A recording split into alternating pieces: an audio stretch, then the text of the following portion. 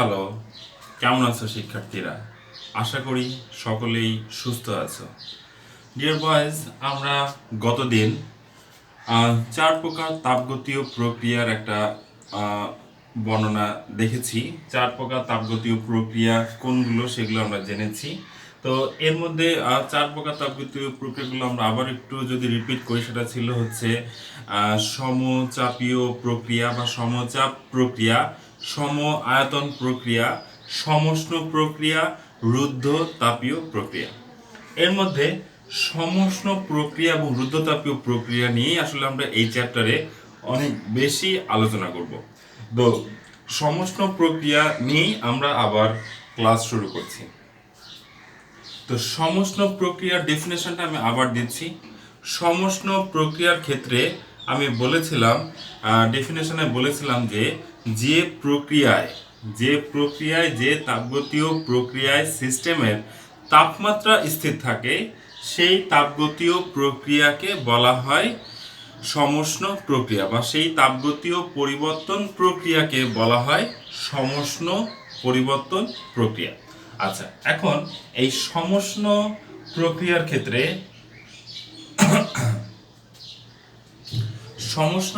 ক্ষেত্রে এখন আমরা একটু শিখব যে আচ্ছা, সমষ্ণ প্রক্রিয়ায় যেহেতু তাপমাত্রা স্থির থাকে, তাহলে সম্পর্ক প্রকাশ পায় হচ্ছে চাপ এবং আয়তনের মধ্যে, এবং এই চাপ এবং আয়তনের মধ্যে সম্পর্ক হচ্ছে সমানুপাতিক, এবং পরবর্তীতে আমরা যেটা পাই পি ভি ইকুয়াল টু ধ্রুবক,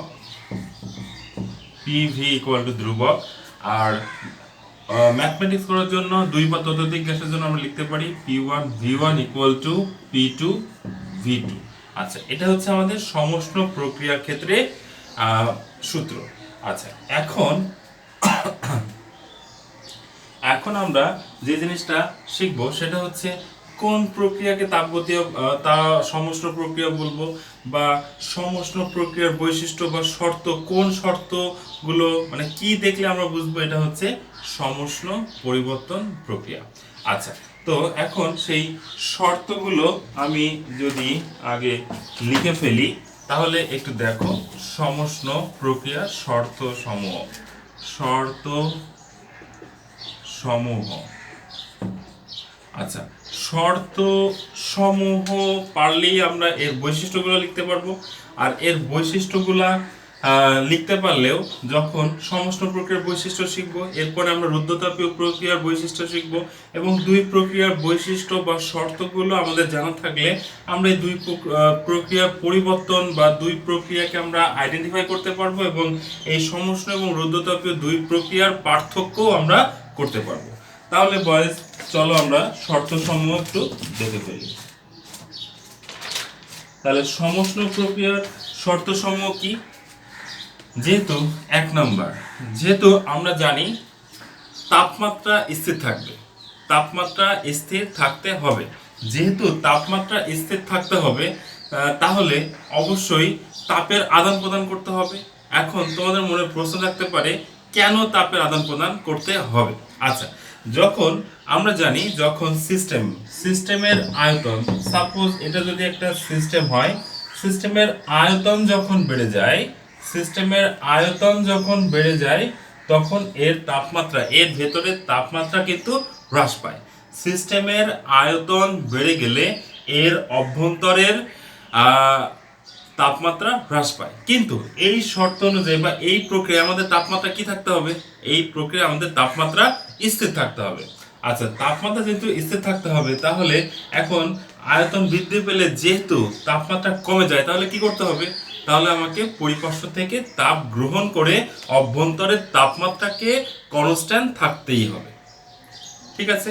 আচ্ছা, আবার বলছি, যেহেতু আয়তন বৃদ্ধি করলে সিস্টেমের অভ্যন্তরের তাপমাত্রা হ্রাস পায়, কিন্তু এই প্রক্রিয়ার প্রথম শর্ত অনুযায়ী যেহেতু তাপমাত্রা কনস্ট্যান্ট থাকতে হবে, সেহেতু এর তাপমাত্রাটা স্থির রাখার জন্য সে পরিপার্শ্ব থেকে তাপ গ্রহণ করে অভ্যন্তরের তাপমাত্রা স্থির রাখবে। ঠিক আছে? তার মানে অবশ্যই তোমরা বুঝতে পারছো। আবার যদি আমরা আয়তনটাকে হ্রাস করি, আয়তন হ্রাস করলে আয়তন হ্রাস করলে আমরা জানি যে তাপমাত্রা হ্রাস পায়। আচ্ছা, আয়তন হ্রাস করলে যেহেতু তাপমাত্রা হ্রাস পায় তখন কি করতে হবে? তখন আয়তন হ্রাস করলে তাপমাত্রা বৃদ্ধি পায়। আয়তন হ্রাস করলে তাপমাত্রা বৃদ্ধি পায়। আয়তন হ্রাস করলে যেহেতু তাপমাত্রা বৃদ্ধি পায়, তাহলে এর অভ্যন্তর থেকে তাপমাত্রা কনস্ট্যান্ট রাখার জন্য এর অভ্যন্তর থেকে তাপমাত্রাকে হ্রাস করতে হবে। আচ্ছা, তাপমাত্রাকে ত্যাগ করতে হবে। আচ্ছা, তাহলে এইটা করার জন্য আমাদের অবশ্যই কি হওয়া লাগবে? এই জিনিসটা হওয়ার জন্য সমস্ত প্রক্রিয়ার ক্ষেত্রে আমরা যে সিস্টেম নিব সেই সিস্টেম হচ্ছে তাপ সুপরিবাহী পদার্থ দ্বারা তৈরি হতে হবে, যাতে তাপের আদান প্রদান করতে পারে। আচ্ছা, তার মানে সিস্টেম তাপের কি হতে হবে? প্রথম শর্ত অনুযায়ী সিস্টেম তাপের সুপরিবাহী পদার্থ দ্বারা নির্মিত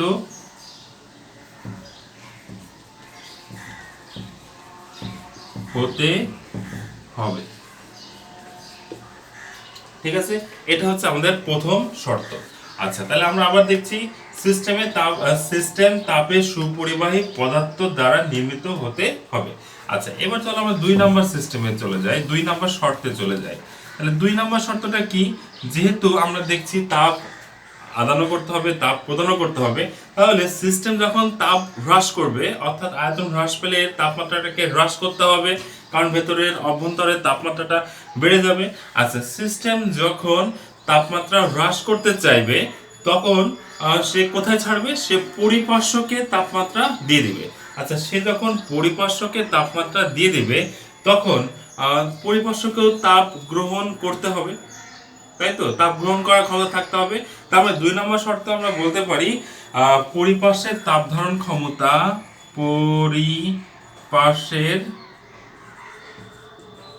পরিপার্শ্বের তাপ ধারণ ক্ষমতা উচ্চ হতে হবে।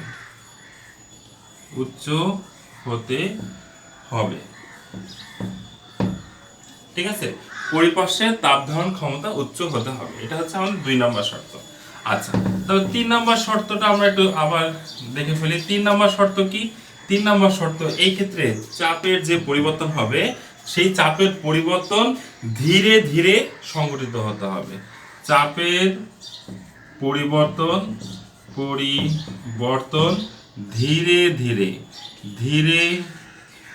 ধীরে সংঘটিত হতে হবে। আচ্ছা, ধীরে ধীরে কথাটাকে আমি একটু বোল্ড করলাম। তাহলে 3 নম্বর শর্ত কি? চাপের পরিবর্তন ধীরে ধীরে সংঘটিত হতে হবে। আচ্ছা, এখন তাহলে আবার এই ধীরে ধীরে কেন বোল্ড করলাম? কারণ এই চাপের পরিবর্তন ধীরে ধীরে সংঘটিত হবে, এই শর্তের কারণে এই সমস্ত প্রক্রিয়াকে আমরা অনেক সময় ধীর প্রক্রিয়াও বলে থাকি।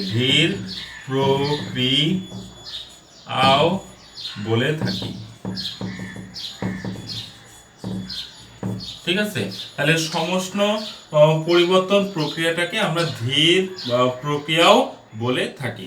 আচ্ছা, অনেক সময় কেন এই কথাটা বললাম বা কেন এই কথাটা বোল্ড করলাম? কারণ অনেক সময় প্রশ্নের ভেতরে এটাই সমস্ত বা রুদ্ধতাপ এভাবে বলা থাকে না, বলা থাকে যে চাপের পরিবর্তন ধীরে ধীরে পরিবর্তন হয়েছে। তো ধীরে ধীরে এই কথাটা লেখা থাকলেই আমরা বুঝবো এটা কোন ধরনের প্রক্রিয়া। এটা হচ্ছে সমষ্ণ পরিবর্তন প্রক্রিয়া। তখন আমাকে ম্যাথমেটিক্স করতে গেলে, প্রবলেম সলিউশন করতে গেলে সমষ্ণ প্রক্রিয়ার সূত্র ব্যবহার করতে হবে এবং সমষ্ণ প্রক্রিয়ার সূত্র ব্যবহার করে আমার এটার সমাধান করতে হবে। কিন্তু দেখো, যদি ধীরে ধীরে পরিবর্তন প্রক্রিয়ার কথা বলা থাকে এবং আমরা যদি সমষ্ণ পরিবর্তন না করে আমরা যদি রুদ্ধতাপের সূত্রগুলো অ্যাপ্লাই করে ফেলি, তাহলে আমাদের অঙ্কটা ভুল হয়ে যাবে। তাই এই প্রশ্ন পড়ার সময় খুব সাবধান যে ধীরে ধীরে বলেছে নাকি অন্য কিছু বলেছে। মনে রাখতে হবে ধীরে ধীরে চাপের পরিবর্তন ধীরে ধীরে সংঘটিত হয়, এই কথাটা বলা থাকলেই আমরা বুঝবো যে এটা একটা সমষ্ণ প্রক্রিয়া। আচ্ছা, এরপরে চলো আমরা 4 নম্বর শর্তে চলে যাই। 4 নম্বর শর্ত, 4 নম্বর শর্ত হচ্ছে প্রয়োজনীয়, যেহেতু আমরা দেখলাম যে তাপের আদান প্রদান করার মাধ্যমেই এর তাপমাত্রাটা স্থির থাকবে, তাহলে 4 নম্বর শর্ত কি হওয়া উচিত? 4 নম্বর শর্ত হওয়া উচিত হচ্ছে প্রয়োজনীয় তাপ গ্রহণ বা বর্জনের ব্যবস্থা থাকতে হবে। প্রয়োজনীয়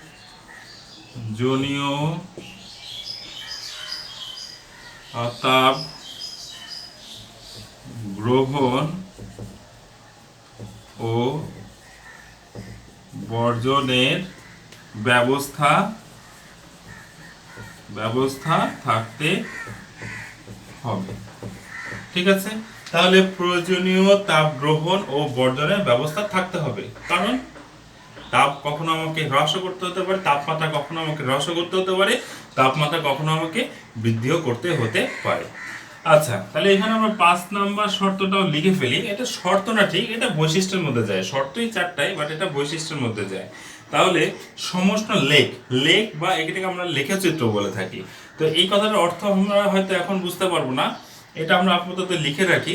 আমরা এরপরে যে একটা পরিবর্তন প্রক্রিয়া আমাদের বাকি রয়েছে সেটা হচ্ছে রুদ্ধতাপীয় প্রক্রিয়া। সেই রুদ্ধতাপীয় প্রক্রিয়া পড়ার পরে আমরা একটা টপিকস পাবো, সেই টপিকসে আমরা এই ব্যাপারটা সম্পর্কে আরো ক্লিয়ার বুঝতে পারবো। তাহলে সমষ্ণ লেখ অপেক্ষাকৃত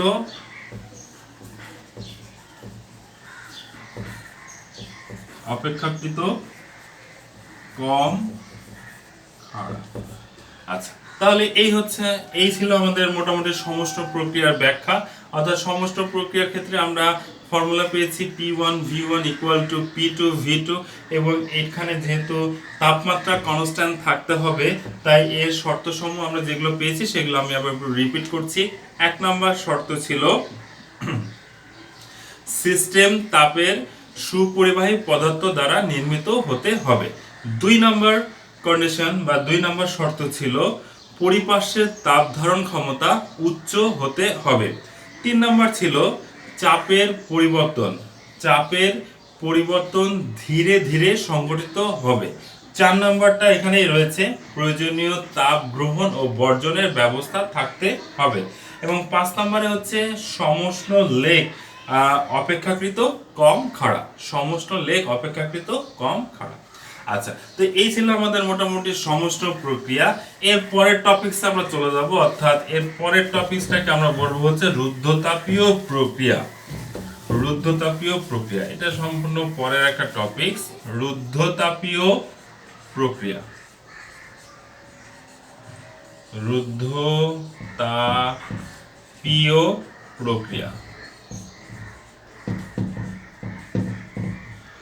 রুদ্ধতাপীয় প্রক্রিয়াটা কি জিনিস আশা করি মনে আছে। রুদ্ধতাপীয় প্রক্রিয়াটা হচ্ছে যে পরিবর্তন প্রক্রিয়ায় তাপের সিস্টেমে তাপের আদান বা প্রদান হয় না, সেই পরিবর্তন প্রক্রিয়াটাকে বলা হয় রুদ্ধতাপীয় পরিবর্তন প্রক্রিয়া বা রুদ্ধতাপীয় প্রক্রিয়া।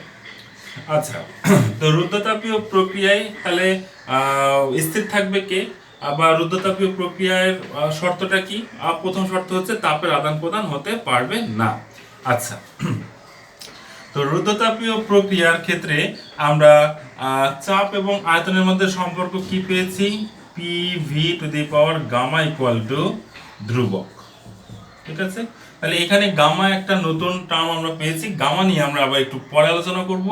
আগে আমরা রুদ্ধতাপীয় প্রক্রিয়ার শর্ত সমূহ নিয়ে একটু আলোচনা করে ফেলি। শর্ত সমূহ অর্থাৎ কি দেখলে বুঝবো যে এটা একটা রুদ্ধতাপীয় প্রক্রিয়া। আচ্ছা, যেহেতু সিস্টেম, আবার আমরা একটু সিস্টেমের ছবি এঁকে ফেলি। যেহেতু সিস্টেম এ তাপের আদান প্রদান করা যাবে না, সিস্টেমে কোনো অবস্থাতেই তাপের আদান প্রদান করতে পারবে না, এটাই এই পরিবর্তন প্রক্রিয়ার প্রথম শর্ত। তাহলে তাপের আদান প্রদান যাতে করতে না পারে, এই জন্য এর প্রথম শর্ত হচ্ছে রুদ্ধতাপীয় পরিবর্তন প্রক্রিয়ায় সিস্টেম হচ্ছে তাপের কুপরিবাহী পদার্থ দ্বারা নির্মিত হবে। তাহলে আমরা একটু লিখে ফেলি। 1 নাম্বার, সিস্টেম তাপের কুপরিবাহী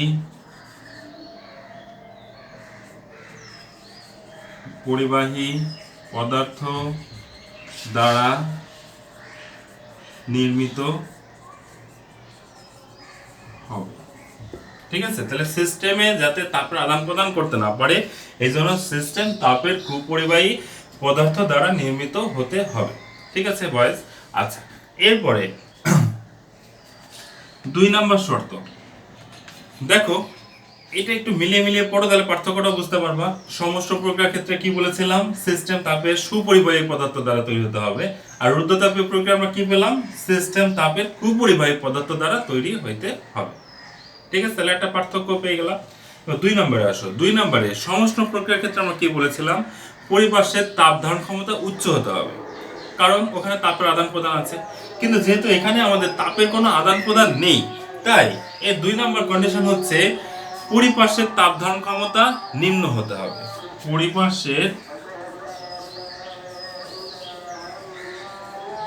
পরিপার্শ্বের তাপ ধারণ ক্ষমতা নিম্ন হতে হবে। পরিপার্শ্বের তাপ ধারণ ক্ষমতা নিম্ন হতে হবে। ঠিক আছে, পরিপার্শ্বের তাপ ধারণ ক্ষমতা কেন নিম্ন হতে পারে, যাতে পরিপার্শ্ব সিস্টেমকে তাপ গ্রহণ বা বর্জনের জন্য প্রেসার ক্রিয়েট করতে না পারে, এই জন্য পরিপার্শ্বের তাপ ধারণ ক্ষমতা নিম্ন হতে হবে। এটা হচ্ছে আমাদের 2 নম্বর শর্ত। তাহলে 2 নম্বর পার্থক্য পেয়ে গেলাম। সমস্ত প্রক্রিয়া আমরা বলেছিলাম পরিপার্শ্বের তাপ ধারণ ক্ষমতা উচ্চ হতে হবে, আর রুদ্ধতাপীয় পরিবর্তন প্রক্রিয়া আমরা কি বললাম, পরিপার্শ্বের তাপ ধারণ ক্ষমতা নিম্ন হতে হবে। ঠিক আছে, এবার তাহলে চলো আমরা 3 নম্বর সিস্টেমে 3 নম্বর শর্তে চলে যাই। 3 নম্বর শর্ত কি হবে, সমস্ত প্রক্রিয়ার ক্ষেত্রে কি বলেছিলাম, চাপের পরিবর্তন ধীরে ধীরে হবে, বাট এখানে রুদ্ধতাপীয় প্রক্রিয়ার ক্ষেত্রে মাথায় রাখতে হবে চাপের পরিবর্তন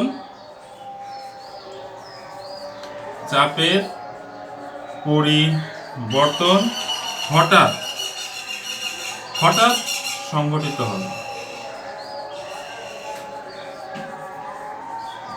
আচ্ছা, এখানে চাপের পরিবর্তন যেহেতু হঠাৎ সংঘটিত হবে, তাই এই ধরনের পরিবর্তন প্রক্রিয়াকে বলা হয় হচ্ছে হঠাৎ প্রক্রিয়া।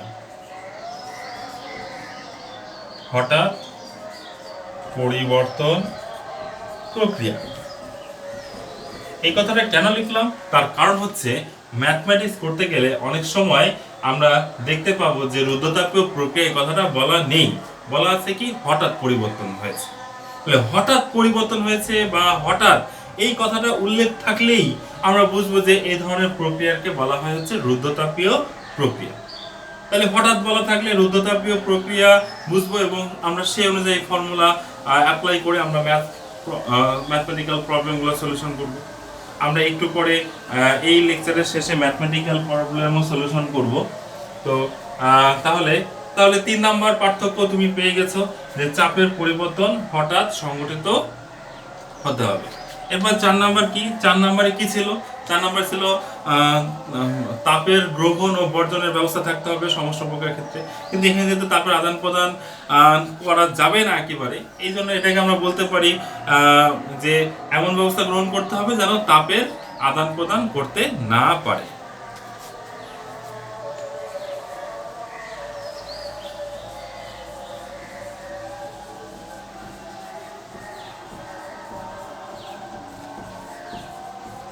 হবে যেন তাপের আদান প্রদান না করে। ঠিক আছে, আচ্ছা। এরপরে 5 নাম্বারটার ক্ষেত্রে এটা আসলে শর্ত না, এটা আসলে একটা বৈশিষ্ট্য। 5 নাম্বারটা আমরা লিখে ফেলি। 5 নাম্বারটা কি ছিল, 5 নাম্বারটা ছিল হচ্ছে ওটার ক্ষেত্রে এই বৈশিষ্ট্য দিয়ে তুমি পার্থক্য লিখতে পারবে। তাহলে 5টা পার্থক্য শিখলাম, 5টা শর্ত শিখলাম, 5টা বৈশিষ্ট্য শিখলাম। তাহলে আশা করছি এই সমষ্টি এবং রুদ্ধতাপীয় প্রক্রিয়া থেকে কোনো জ্ঞানমূলক বা কোনো অনুধাবনমূলক প্রশ্ন আসলে তুমি এটা আনসার করতে পারবে। ঠিক আছে, আচ্ছা। তাহলে 5 নম্বর শর্ত হচ্ছে রুদ্ধতাপীয়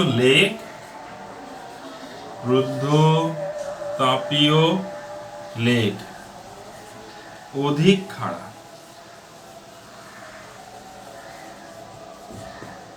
ঠিক আছে। তো এই ছিল আমাদের রুদ্ধতাপীয় এবং সমষ্ণ প্রক্রিয়ার ক্ষেত্রে পাঁচটা শর্ত, পাঁচটা বৈশিষ্ট্য, বা এইগুলা দিয়েই আমরা কি তৈরি করতে পারবো, এগুলা দিয়েই আমরা তৈরি করতে পারবো পার্থক্য। ঠিক আছে। আচ্ছা, তাহলে আমরা বলেছিলাম গামা নিয়ে কথা বলবো, এখন আমরা গামা নিয়েই কথা বলবো। তাহলে রুদ্ধতাপীয় পরিবর্তন প্রক্রিয়া আমরা কি পেয়েছিলাম, নতুন একটা টার্ম পেয়েছিলাম গামা, সেই গামা নিয়ে আমরা এখন কথা বলবো।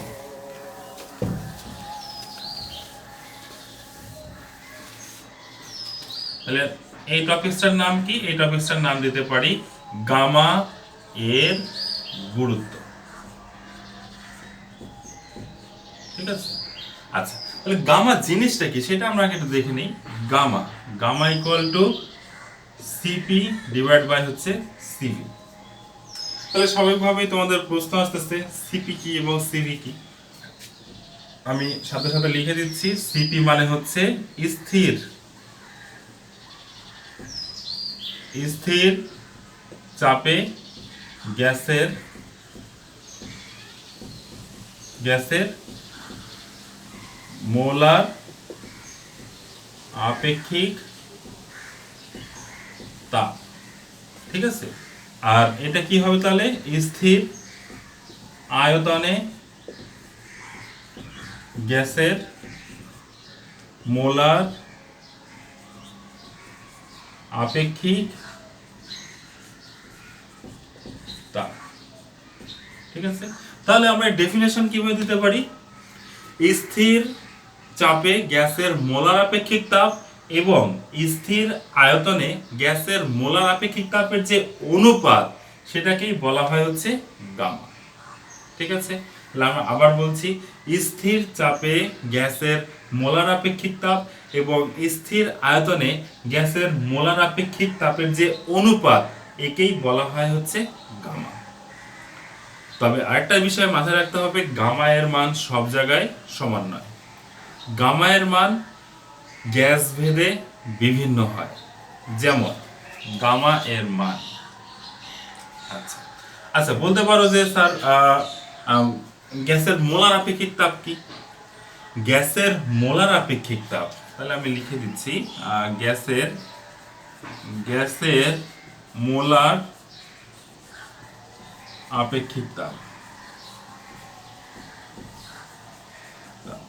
আচ্ছা, গ্যাসের মোলার আপেক্ষিক তাপের ডেফিনেশন 1 মোল গ্যাসের তাপমাত্রা 1 কেলভিন বৃদ্ধি করতে যে তাপের প্রয়োজন তাকে বলা হয় গ্যাসের মোলার আপেক্ষিক তাপ। ঠিক আছে। আমি আবার বলছি, 1 মোল গ্যাসের তাপমাত্রা 1 কেলভিন বৃদ্ধি করতে যে তাপের প্রয়োজন তাকে বলা হয় গ্যাসের মোলার আপেক্ষিক তাপ। ঠিক আছে। আচ্ছা, তাহলে বলতে পারো এই গ্যাসের মোলার আপেক্ষিক তাপ দুই প্রকার, একটা স্থির চাপে গ্যাসের মোলার আপেক্ষিক তাপ, আর একটা স্থির আয়তনে গ্যাসের মোলার আপেক্ষিক তাপ। ঠিক আছে। তাহলে স্থির চাপে গ্যাসের মোলার আপেক্ষিক তাপের ডেফিনেশনটা কি হবে তোমরা আইডিয়া করতে পারছো। তারপর আমি আবার বলছি, স্থির চাপে, এখানে শুধু এই ডেফিনেশনের জায়গায় চেঞ্জ আসবে কি, স্থির চাপে, অর্থাৎ স্থির চাপে 1 মোল গ্যাসের তাপমাত্রা 1 কেলভিন বৃদ্ধি করতে যে তাপের প্রয়োজন তাকে বলা হয় স্থির চাপে গ্যাসের মোলার আপেক্ষিক তাপ। ঠিক আছে। আমি আবার বলছি, স্থির চাপে 1 মোল গ্যাসের তাপমাত্রা 1 কেলভিন বৃদ্ধি করতে যে তাপের প্রয়োজন তাকে বলা হয় স্থির চাপে গ্যাসের মোলার আপেক্ষিক তাপ। ঠিক আছে। আচ্ছা, তাহলে স্থির আয়তনে গ্যাসের মোলার আপেক্ষিক তাপ কি, অলরেডি তোমরা বুঝতে পেরেছো। স্থির আয়তনে 1 মোল গ্যাসের তাপমাত্রা 1 কেলভিন বৃদ্ধি করতে যে তাপের প্রয়োজন তাকে বলা হয় মোলার আপেক্ষিক তাপ। স্থির আয়তনে গ্যাসের মোলার আপেক্ষিক তাপ। ঠিক আছে বয়স, তাহলে আশা করছি যে তোমরা গামা এর ব্যাপারটা বুঝতে পেরেছো। গামা জিনিসটা কি সেটা মোটামুটি ক্লিয়ার হয়েছে। এবার তাহলে আমরা গামা এর বিভিন্ন মান নিয়ে একটু আলোচনা করতে পারি, কারণ গামা এর মান বলেছিলাম যে সব জায়গায় একরকম নয়। তাহলে গামা এর মান, ঠিক আছে। তাহলে গামা এর মান কত? 1 নম্বরে 1 পারমাণবিক গ্যাসের ক্ষেত্রে 1 পারমাণবিক গ্যাসের ক্ষেত্রে, এক পারমাণবিক গ্যাসের ক্ষেত্রে, তাহলে এক পারমাণবিক গ্যাস কোনগুলো? সকল নিষ্ক্রিয় গ্যাস হচ্ছে এক পরমাণু। সকল নিষ্ক্রিয় গ্যাস এক পরমাণু। তাহলে সকল নিষ্ক্রিয় গ্যাস কোনগুলো? হিলিয়াম, নিয়ন, আর্গন, ক্রিপ্টন, জেনন, রেডন। আমি আবার বলছি, হিলিয়াম, নিয়ন, আর্গন, ক্রিপ্টন, জেনন, রেডন, এই ছয়টা হচ্ছে এক পারমাণবিক। কারণ এই ছয়টাকে বলা হয় নোবেল গ্যাস বা হচ্ছে আদর্শ মানে এক পারমাণবিক গ্যাস, বা এটাকে আমরা বললাম নোবেল গ্যাস, ঠিক আছে, বা নিষ্ক্রিয় গ্যাস, ঠিক আছে। তাহলে এর মানটা হচ্ছে এক পারমাণবিক গ্যাসের ক্ষেত্রে এর মানটা হচ্ছে 1.66 অর 1.67। কোন কোন বইতে 1.66 আছে, কোন কোন বইতে 1.67 আছে। তাই তুমি যেটা ইউজ করবে সেটাই সঠিক। আচ্ছা, তাহলে এক পারমাণবিক গ্যাস কোনগুলো সেটা আমি যদি একটু লিখে দিই, সেটা হচ্ছে হিলিয়াম, নিয়ন, আর্গন, ক্রিপ্টন, জেনন, রেডন।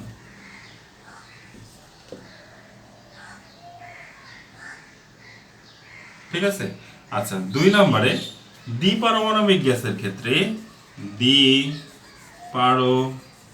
দ্বিপারমাণবিক গ্যাসের ক্ষেত্রে এটার মান হয়ে যাবে, দ্বিপারমাণবিক গ্যাস আমরা জানি কি কোনগুলো দ্বিপারমাণবিক? সকল মৌলিক গ্যাস দ্বিপারমাণবিক। ঠিক আছে। দ্বিপারমাণবিক গ্যাসের ক্ষেত্রে এর মান হচ্ছে 1.40 অর 1.41। এই ক্ষেত্রেও কোন কোন বইতে আছে 1.40, কোন কোন বইতে আছে 1.41। সো যেটা দিবা সেটাই কারেক্ট। কোনটা দিলে কারেক্ট, কোনটা দিলে কারেক্ট না, এটা নিয়ে টেনশন করতে হবে না। যেটা দিবা সেটাই কারেক্ট। ঠিক আছে। তাহলে এগুলো কোনগুলো? এগুলো হচ্ছে হাইড্রোজেন, নাইট্রোজেন, অক্সিজেন, তারপরে হচ্ছে হিলিয়াম না, তারপরে হচ্ছে ফ্লোরিন, F2, ক্লোরিন, সকল মৌলিক গ্যাস হচ্ছে দ্বিপারমাণবিক। সো কোন গ্যাসগুলোর নাম রয়েছে, যদি গ্যাসের নাম উল্লেখ করে দেয়, যদি গামায়ের মান না দেয়, তাহলে আমাদের এটা সেই গ্যাস অনুযায়ী আমাদের গামায়ের মানটা ইউজ করতে হবে।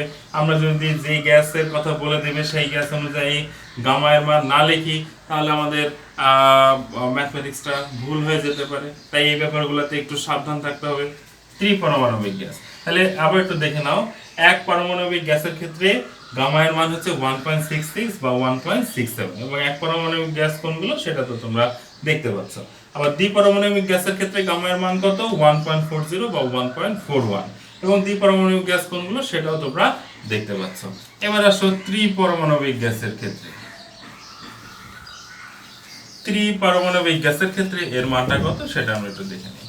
তাহলে 3 নম্বরে হচ্ছে ত্রিপারমাণবিক গ্যাস। ত্রিপারমাণবিক গ্যাসের ক্ষেত্রে এর মান হচ্ছে 1.33, সবগুলোর ক্ষেত্রেই 1.33।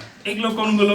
এগুলো হচ্ছে বলতে পারো যে সালফার ডাইঅক্সাইড, ঠিক আছে, তারপরে ওজোন গ্যাস, এইগুলোকে বলা হয় হচ্ছে ত্রিপারমাণবিক গ্যাস। সো এই গ্যাসগুলো দিয়ে তোমরা তো দেখলেই বুঝবে, কার্বন ডাইঅক্সাইড ত্রিপারমাণবিক, ঠিক আছে, লিখে দিচ্ছি SO2, CO2, তারপর O3, ওজোন। এগুলোতে তোমরা দেখতেই পাচ্ছ যে সবগুলোতেই 3টা করে পরমাণু রয়েছে, তাই এই ধরনের গ্যাসকে বলা হয় ত্রিপারমাণবিক গ্যাস, এবং এই সকল ক্ষেত্রে গামায়ের মান হচ্ছে 1.33। ঠিক আছে। তাহলে গামায়ের মান সম্পর্কে ক্লিয়ার?